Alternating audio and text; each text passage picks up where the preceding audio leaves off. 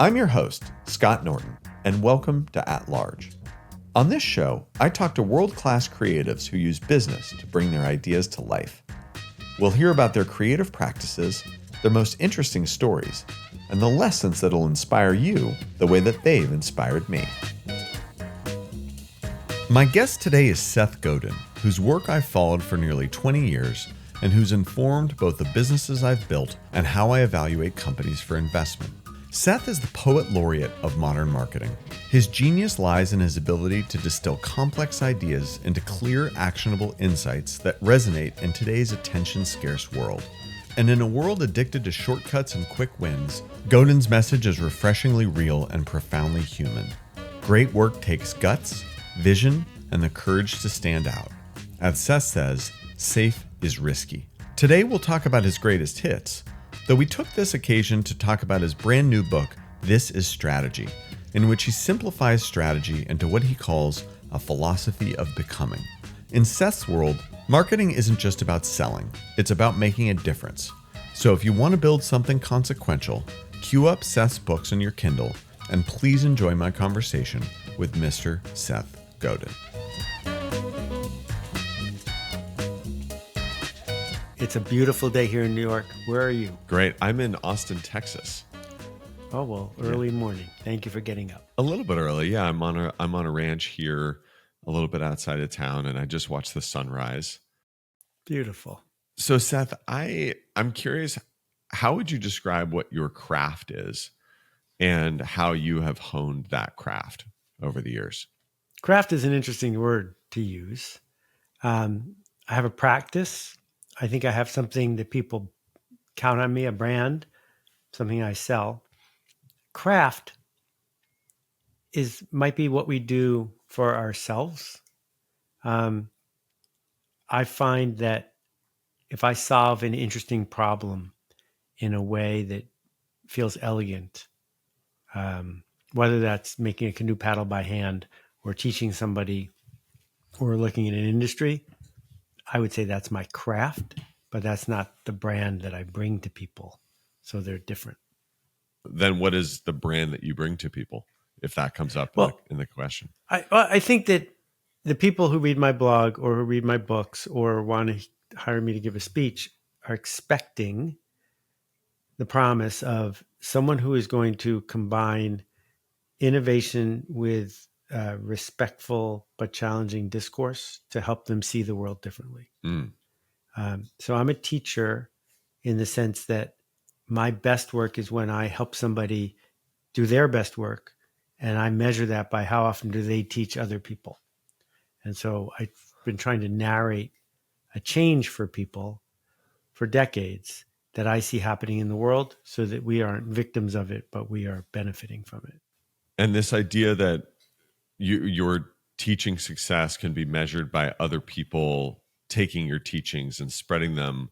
I mean, I remember that was one of the first concepts that I ever learned from you in your writing, which I think you have this kind of test that if you think you have a good idea on your hands, tell 5 people. And if they then tell 5 people, then you might have a good idea. But if they don't tell anyone, then it probably is not a particularly good idea. And so you kind of measure the spread of the idea virus, which is one of your terms, as a way of measuring the quality of those ideas. Yes. My blog post about it's called First 10. It's one of the most popular blog posts.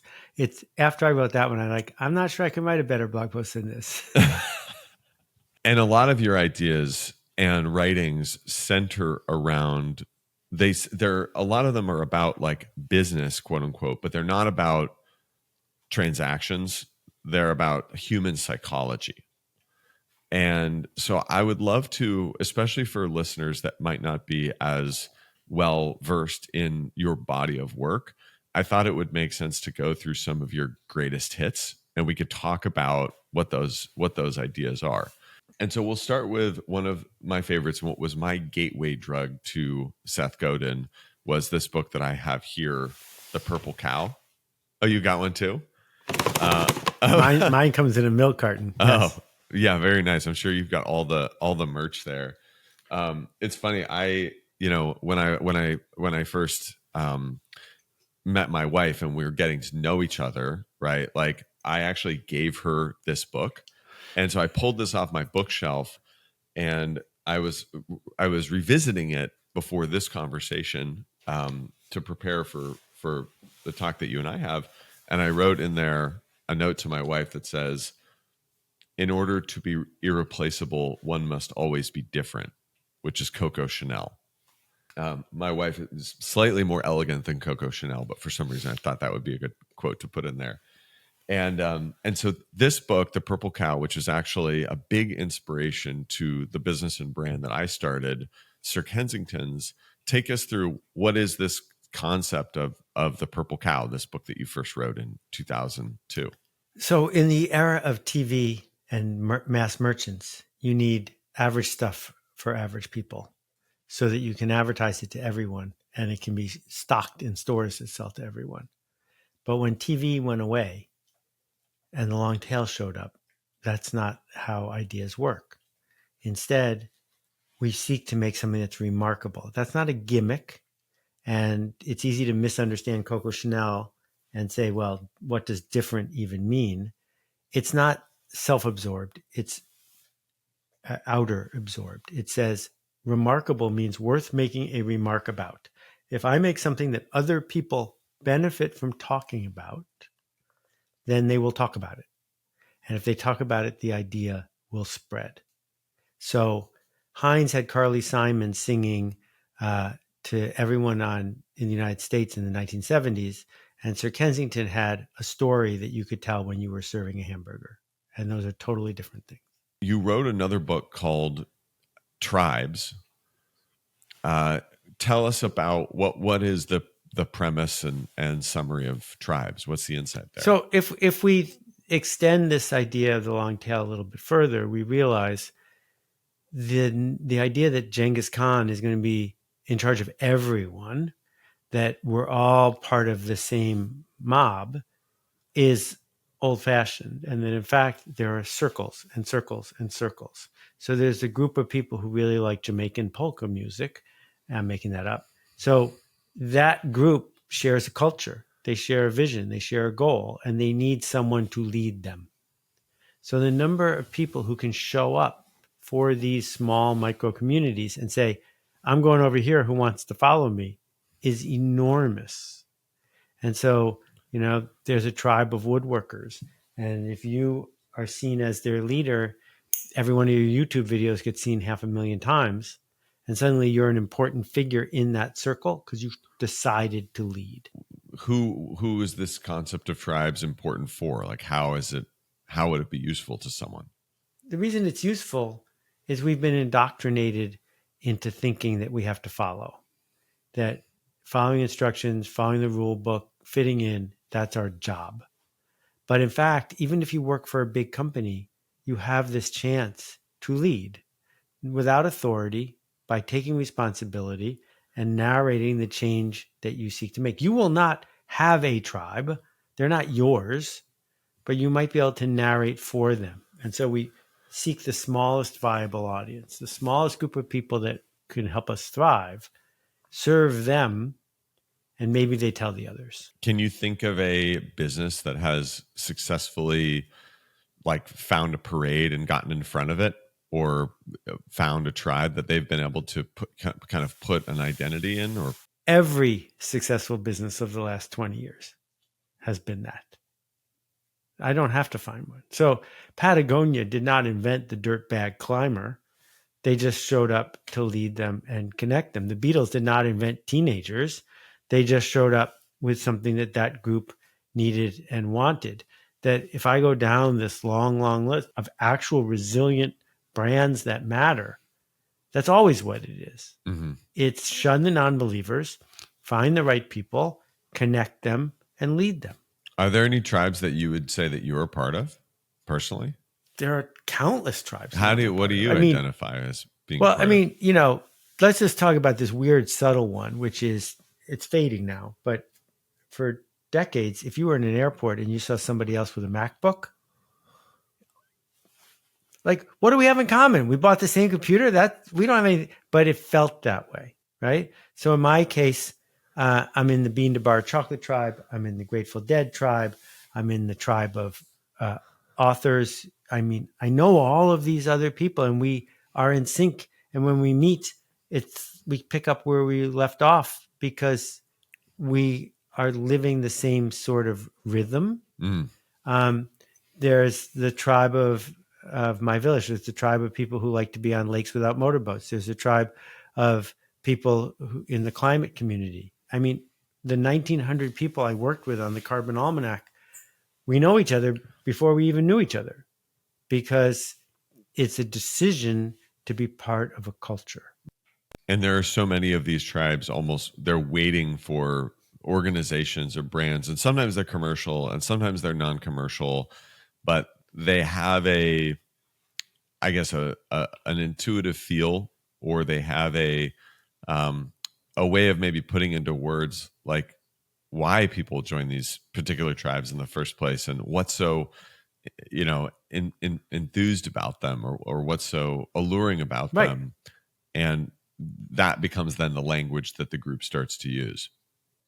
I mean, either you cried when Leonard Nimoy died or you didn't, right? And some people have no clue what I just did, and that's fine with me. But other people know exactly what I just did. Yeah, CrossFit, I think, was like a very interesting example of that it took a certain class of fitness enthusiasts, and it gave them language, it gave them routines and activities, and all of a sudden and people blisters were like into CrossFit. It gave them blisters. Yeah. That was, I mean, the fact is there were gyms before CrossFit, but there wasn't a place where it was socially acceptable to bleed. And CrossFit gave people that badge if you were looking for that badge. I came up and visited you in where you live or where you work, and in Hastings on Hudson. And I think it was 2015 that I sent you a note ago. And you invited me up. And I remember you picked me up in your Tesla, which was novel to me at the time, both because I was a New Yorker and people around me didn't have cars, but also because like I didn't live in California then. Not everyone had a Tesla. And you made the office lunch. I remember you made South Indian food, which I thought was awesome. I think we had like dosas and South Indian curries. And I asked you for advice on Sir Kensington's and about like how we could dial things up, how we could get to the next level, what we were missing. And you wrote on a piece of paper, people like us do things like this.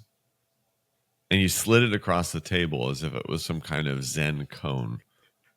And I was trying to understand what that meant. And I think I understand what it means, but can you explain what that means? Like, this seems like a key to how businesses and organizations and people should communicate and create enrollment. But what does it mean that people like this, or people like us, do things like this? Well, it's related to the fact that I don't have a Tesla anymore. Culture is defined as people like us do things like this. First, you figure out who the people like us are, and then you describe and embody what the things like this are. And so when the leader of the Tesla movement started doing things I could not tolerate, I couldn't have the car, because people like us do things like this created a conflict for me every time I saw it. And when you think about what it is to go to an American barbecue versus what it is to go to a barbecue in Goa, they're very different. People like us do things like this. We're all humans, but we've decided to be in one cultural circle or another. So if you want to build a resilient, persistent system or brand, you have to announce to yourself and to the world, who are the people like us and what do we do? What are our handshakes? What is the code? What are the tropes and the affectations? And what don't we do? And used for evil, it creates division. Used for evil, it's manipulation. But when we're using it in a positive way, it creates connection and dignity and resilience. This idea that you're kind of showcasing and modeling a certain behavior it's it's about belonging, but I think it's also about aspiration, right? Like, and this is, would you say this is pretty closely connected to this concept of tribes? Oh, they're completely connected. The fact is, just popping into my head, I don't know why mayonnaise keeps bringing it back. I don't know why So you think about mayonnaise talking to me. The Nathan's hot dog eating contest is totally aligned with what a certain kind of person in their universe is interested in, right? But it would be wrong and weird and off-putting if there was a high-end omakase sushi place that had a sushi eating contest, because it doesn't rhyme with what they are trying to build as the culture that they stand for and who they connect, right? And so the tribe isn't the tribe of people who eat hot dogs. It's the tribe of people who find a thrill at professional wrestling or at a hot dog eating contest or something extreme and visceral like that. And there are other people in that group who want nothing to do with it because it's not who they aspire to be or who they aspire to be standing next to. Where do you think this comes from in human evolution? Where do you think this comes from in why does the human brain function like this? Why is it important versus purely the logical reasons to, eat something, buy a product, go somewhere, do something? What is it evolutionarily? Well, logic is a very recent invention. Logic is something that we have tried to erect on top of emotion, but emotion came first by far. And evolutionarily, we lived in tribes of 150 people for hundreds of thousands of years. And that leads to all sorts of interesting things. For example, if you offend the chief and you get kicked out of the village, you're going to die. So there's a cultural precept about not offending the boss. That the tribe of 150 people, the biblical proscription against usury, had a very clear statement in it. It said you could charge interest to people in other tribes, but you can't charge interest to people in your tribe. Right. Because your tribe is your family. And that persists. And there's this weird anomaly of the television synchronicity where that we tried to make some of these things go away. But given the chance, they come back. And people very much want to be surrounded by people where they feel like they're in a village. And that sometimes leads to negative things like caste and social injustice and oppression.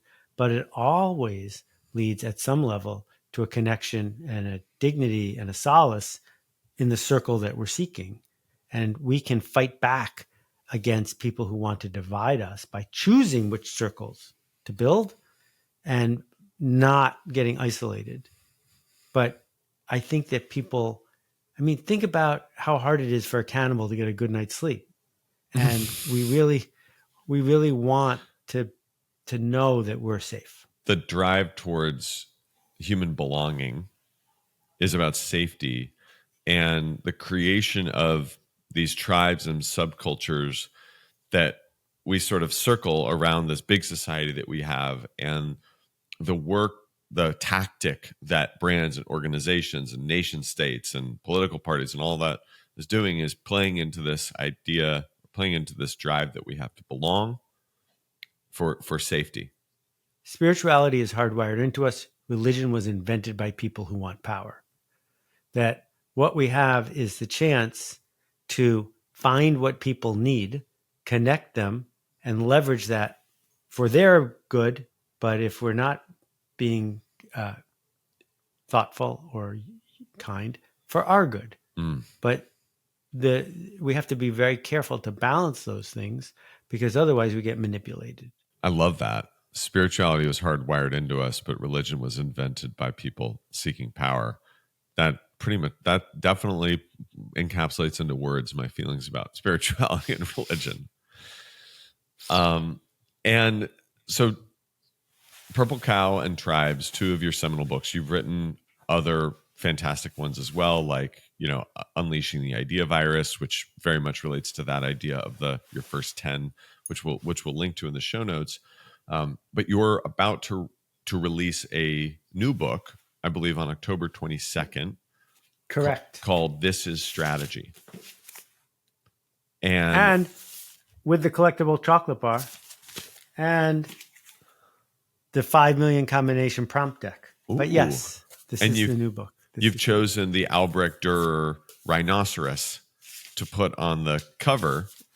Well, if you look carefully, and I'm assuming people have video, this is not actually Dürer's rhinoceros. This is my prompt leading to ChatGPT drawing a new rhinoceros.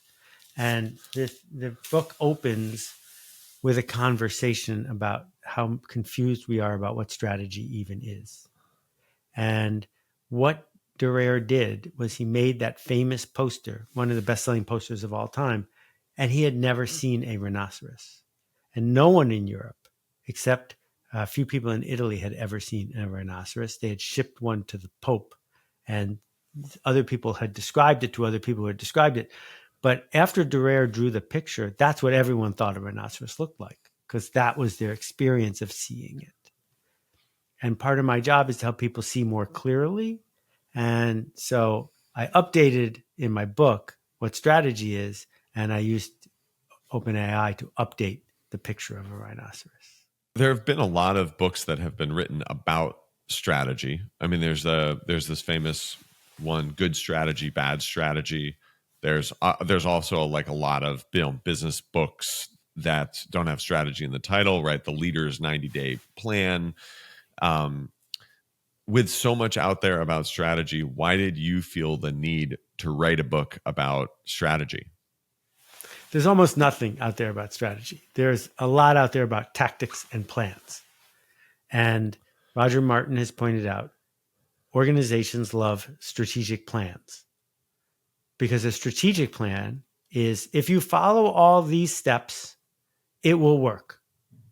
That's what managers want. Managers want a list of steps and a promise it will work. This is not strategy. This is tactics. Strategic planning is an oxymoron. Strategy is a philosophy of becoming. Strategy is what we measure our tactics against. It is not our tactics. And so what I want to ask people, there's more than 500 questions in the book. I want to ask them, who's it for and what's it for? What's the change we seek to make? What are the systems around us that are going to make this easier or harder for us to make these changes happen? And we often skip all these questions and just get to work. And my point is, this is the work. And, one of the ways you can tell if someone's a good surfer is they pick good waves. And picking a good wave is a key part of this. So what are example of some questions? I mean, you sound very philosophical right now, saying that strategy is what'd you call it? As a philosophy of becoming? Correct. Again, people love tactics. They love plans. They love what is concrete. Obviously, this is much less than that. But what are some of the questions that you would ask yourself to frame up the creation of a strategy? Okay, so we begin with who's it for? The change I seek to make, is that what they want? Has anyone come before me with the resources I have to make a change that's sort of like the change I seek to make? What is the scaffolding that I can build to make it easy for people to come along on this journey? What are the false proxies I'm using to measure what I do that are confusing me, compared to what would be the useful proxies, maybe harder to find, that would tell me if I'm on the right path? So that's a place to begin the conversation. But if you don't see strategy, if you don't see systems and games and time, if you're not willing to bring empathy to the conversation, you can't have a strategy. You don't have one. You're just being intuitive, which is fine as long as it's working. But when the world changes, it's not going to keep working. So I like this opening framing that you have of what's the change we're seeking to make, because I often, when I work with companies and brands, That's the first question I ask is, when you're successful in 10 years, how does the world look different? Yep. Which is like, it's a more kind of everyday way of saying, what's your mission? Right.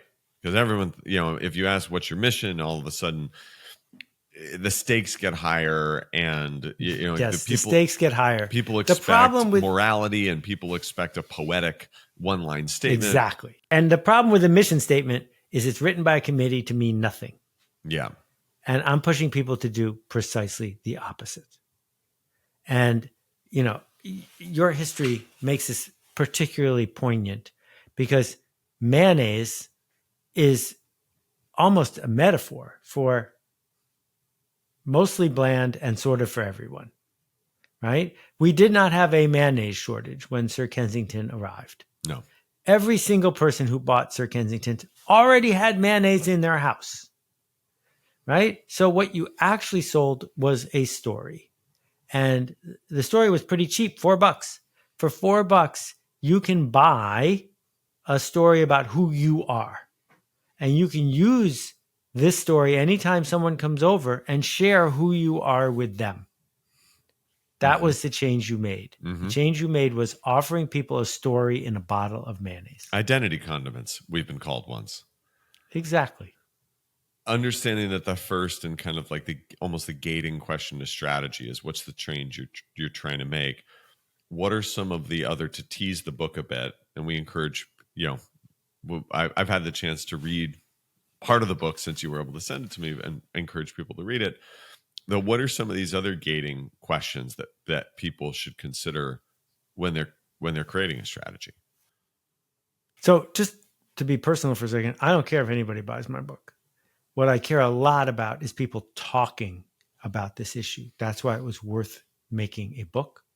So I can give people shortcuts and insights that they could get from the book, but if you don't talk about it, it's not going to work.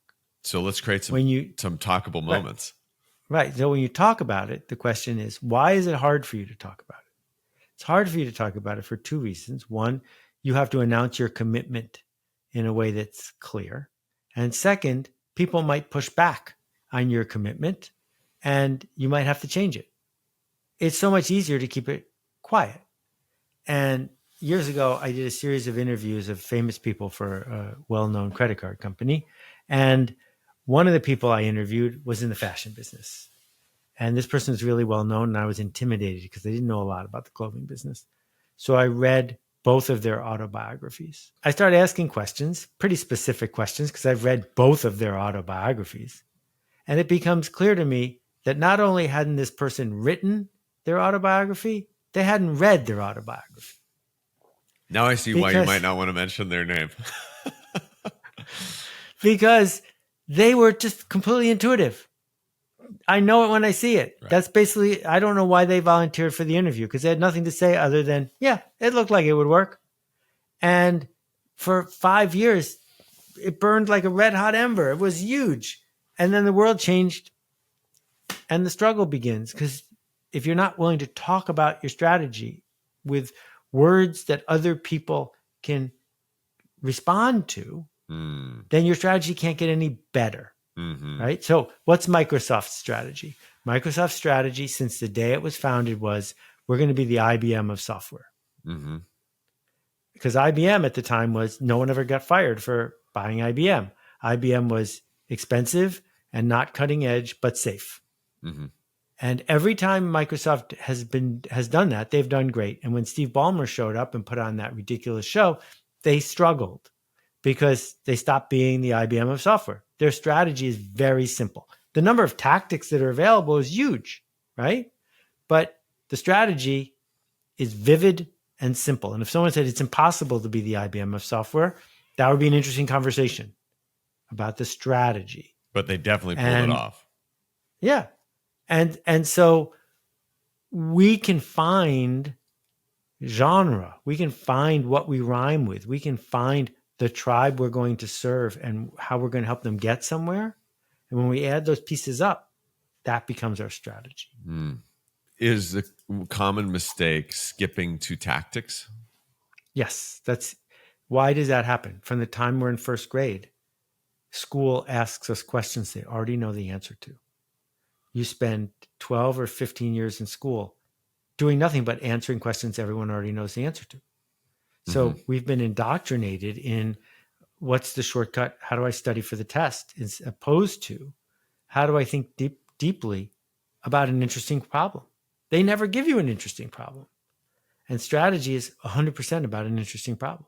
Do you think that people often shun strategy or don't embrace strategy because it results in the need to say no to so many things that might feel productive?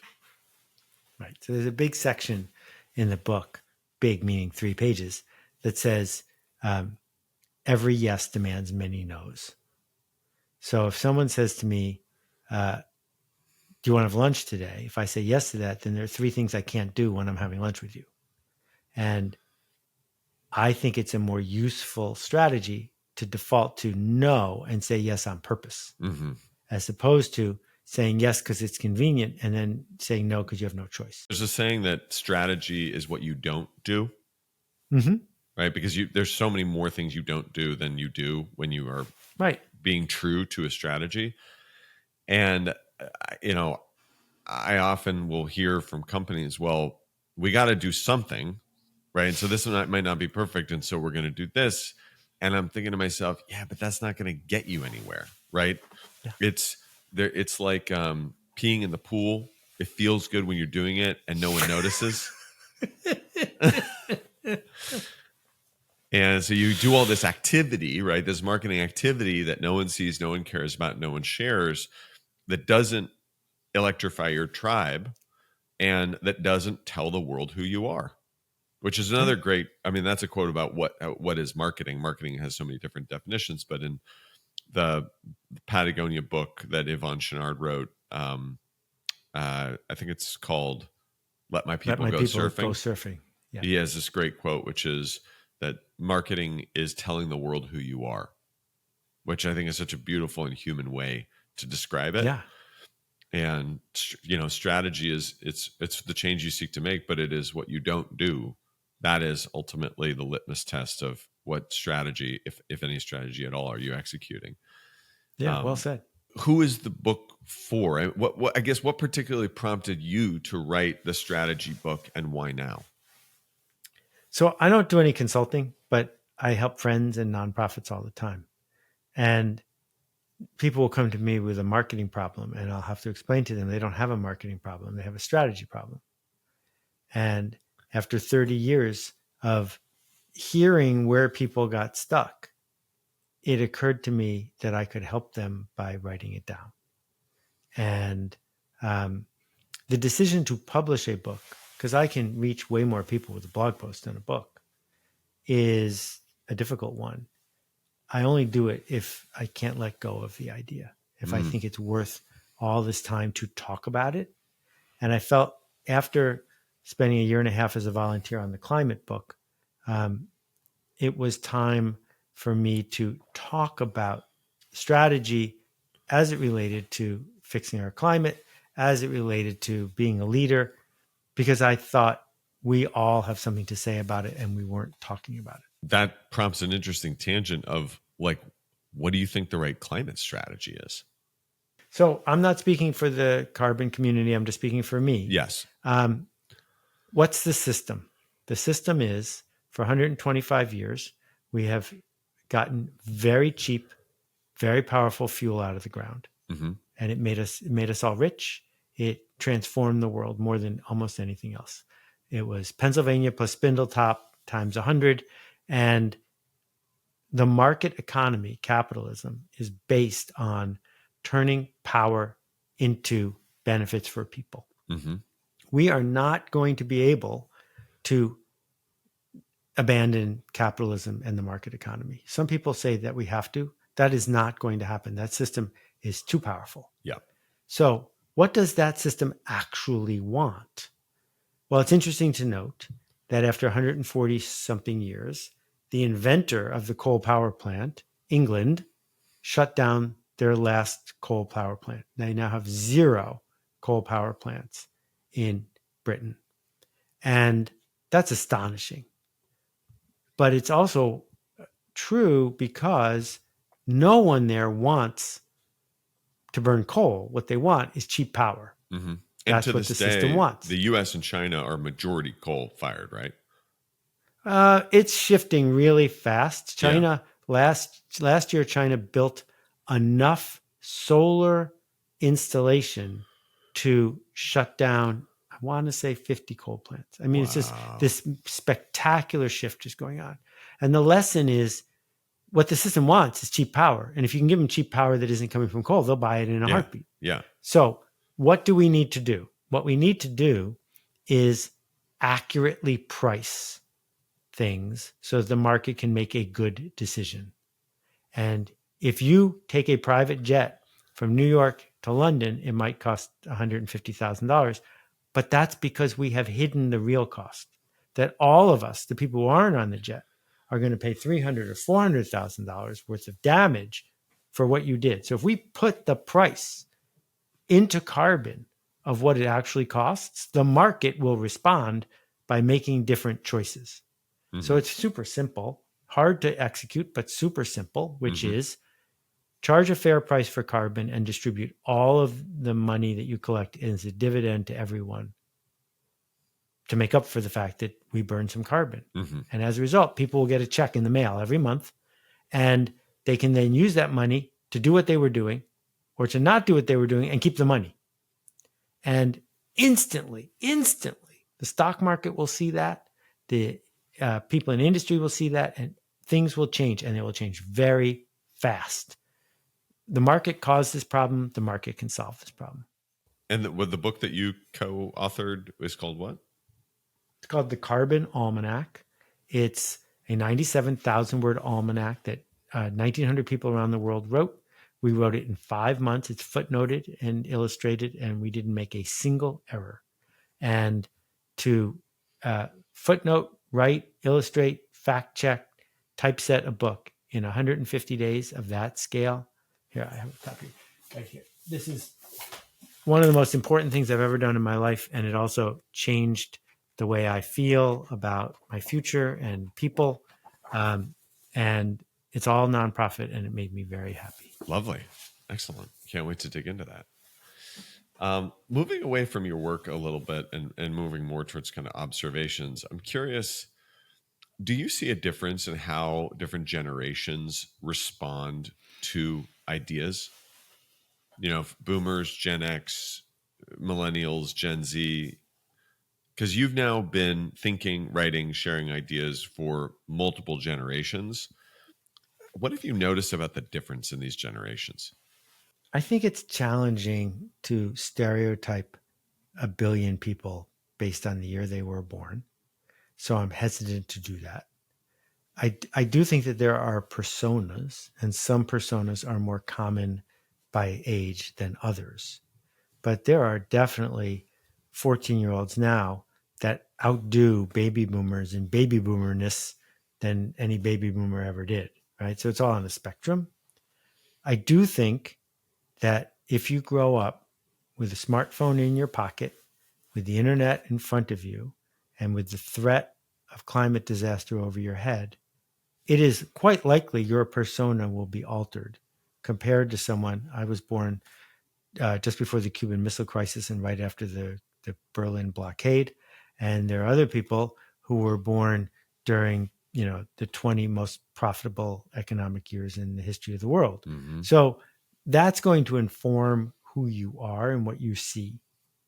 I don't think we are spending nearly enough time thinking about how an AI in our pocket that knows everything and will come to know us is going to transform our persona as well. Mm-hmm. So I know that as I've gotten older, it's much harder for me to read a book because my attention span keeps getting shorter and shorter. Mm. And I think that it's quite probable that the 500-year-old era of books is coming to an end. Mm. And that is going to change the way we talk and how we learn. And it's going to be fascinating. I'm not sure it's better or worse, but it seems to be true. Wow. The era of books is coming to an end. I love books. I love the transportive quality of books. And I hope I can hang on to books for as long as I possibly can. Do you have a pause practice or some spiritual place where you refill your cup? It shifts over time. Murray is sitting right over there, and Murray and I walk for about an hour a day. And I can't say enough good things about walking. Is Murray a human or an animal? No, Murray's my puppy. Okay. Sorry. You can't say enough good things about walking. Walking, yeah. And I have a sloppy meditation practice. But in general, I think I'm a DC, not a Marvel kid who grew up with comic books. And I'm very aware of the origin story. Superman's origin story, everyone knows, with Krypton. Spider-Man was bit by a radioactive spider. All of us have an origin story.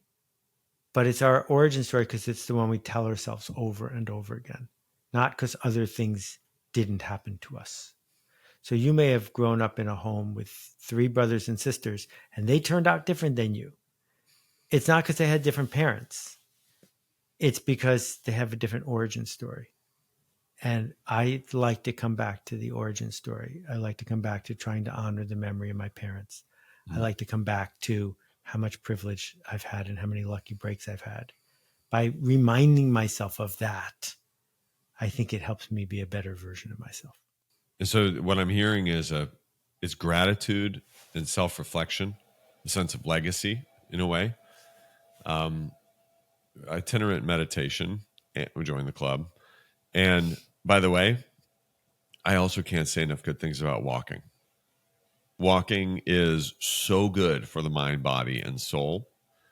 And there's just, I also love to just walk as much as possible in new cities and old cities. And it's a great restart. Where do you find creative inspiration? From my readers and from things I see in the world that I don't understand. I cannot let it go if something is working and I don't know why. I cannot walk past something that is broken and I don't know why. So curiosity. And it's curiosity in the sense it's applied curiosity. It's saying, what is the lesson in this? How did that occur? How did someone get away with this? And if I need to have an explanation, and if it's not perfect, that's okay, but at least it has to start down the road. And that's what my blog is. My blog every day is just me trying to explain something I saw in the world. Beautiful. It makes sense of it for other people. Yeah. Who is the up and coming Seth Godin? Like who is the young person, thinker, writer that you follow for fresh ideas about what it takes to win today, how culture is changing, that's sort of cracking the nuts that you're cracking and is motivated by the same thing? Like, who are some of the up and coming thinkers here? There hasn't been a next Grateful Dead because there already was the Grateful Dead. And there's probably not going to be another Seth Godin because there already is one. All right, I'll take back what I said about humility. You're like, I am the Jerry Garcia of idea having. So, is that Jerry? Awesome. That's Jerry. That's not what I meant. And that's not what I meant. Of course. What I meant was you just need to be the best next you, not a version of me. The reason there's not going to be another me is because blogging, thanks to Google, has faded away. Because books, thanks to so many other things, are fading away. Because the things that lined up just right for me when they lined up aren't going to line up for the next person, right? That the chances that someone's going to be able to do 5 TED Talks and have a couple of them catch fire, not going to happen ever again. Yeah. Right? That's not because of me. That's because what the world was when I showed up. The same way the dead could not happen today. They had to happen in 1968, 72, and 78. They had to. That was the only moment in time that the dead could have been the dead. Mm-hmm. So are there people I read for inspiration? Hundreds. And many of them are way younger than me. But they're doing their thing their way. Mm-hmm. They're not doing my thing. Are you glad social media exists, or do you wish it never existed? On balance, I think the world would be better without Twitter by far. Do you have a favorite meme? I have a lot of favorite memes. The one that most people haven't seen, it's hard to find on YouTube, but if you look, you'll find it, which is your business card is crap, holds a crease. My card doesn't fit in a Rolodex. It doesn't belong in a Rolodex. It's 2 minutes long. It will change your life. Love it. If you could pick only two of the three in business, fast, cheap, and good, which two are you picking? I just want good. What is the biggest blind spot or limitation that most marketers have? They don't realize they have a blind spot. I remember, I think you once also said that one of the biggest mistakes is that marketers think that they're the center of the world. Oh, I have a whole riff about them being short-term, selfish, narcissistic. I can't remember what the noun is, but yeah, because they're under pressure. Me. That is one of their blind spots. They don't even want to acknowledge that that's a potential problem. Best recent purchase for under $100. Don't buy cheap chocolate. The Eskinosi chocolate bar is magical.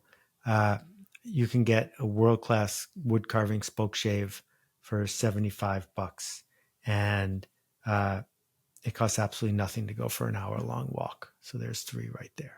And then we ask every guest to walk us through a recipe in the level of detail so that someone could actually recreate it at home. I know you cook, you love to cook, you're a talented cook. What's a go-to recipe that you can share with us in detail? So if you go to my blog and type secret recipes, you will find a dozen that I have posted, including the dal that I made you, my famous gluten-free brownies, etc. But let me talk people through the magic of making your own dosa batter.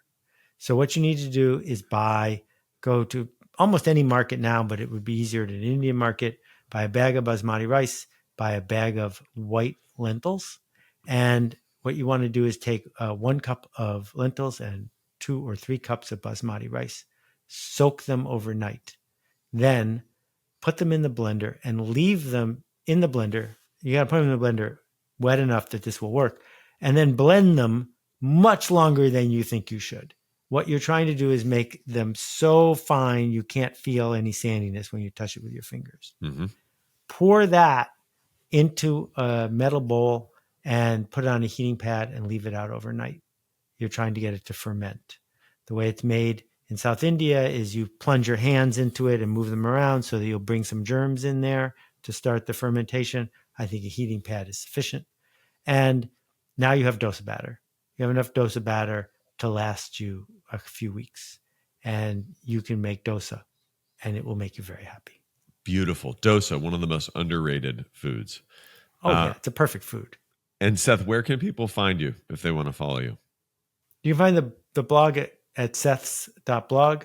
And if you go to seths.blog/TIS, you'll find video and excerpts and stuff about the new book. Well, thank you so much for joining us today, Seth.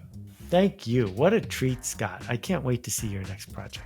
Thank you. We'll keep teaching and keep inspiring. Keep making a ruckus.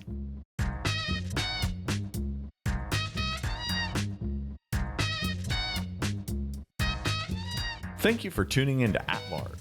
Today's episode was produced by Sick Bird Productions. Our theme song is Son of Sanford by Motion Worker. Subscribe wherever you get your podcasts and by email at atlargeshow.com. Follow me at SWH Norton on Instagram and Twitter, and DM me about the guests you want to hear on the show.